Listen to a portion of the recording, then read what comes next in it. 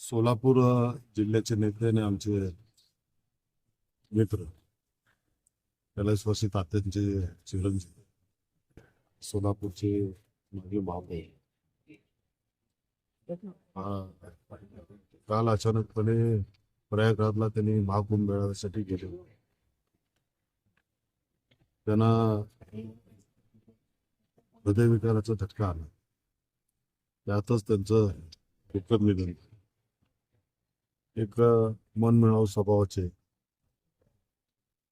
सर्वांना सोलापूर जिल्ह्यातल्या, सोलापूर शहरातल्या, महाराष्ट्रातल्या प्रमुख लोकांशी अतिशय चांगले संबंध असलेला एक नेतृत्व आणि एक सोलापुरातला एक अभ्यासू व्यक्ती आज आमच्यातून निघून गेले.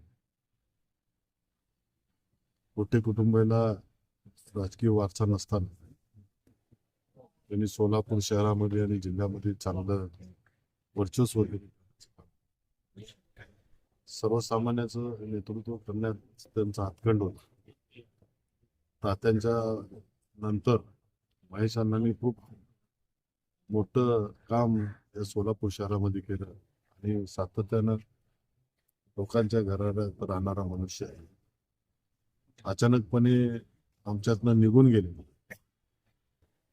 आम्हाला वाटत पण नाही की महेश अण्णाचं असं घटना घडली. काल मी इथं नव्हतो, बाहेरगावी होतो. मला समजलं तर विश्वास बसला नाही.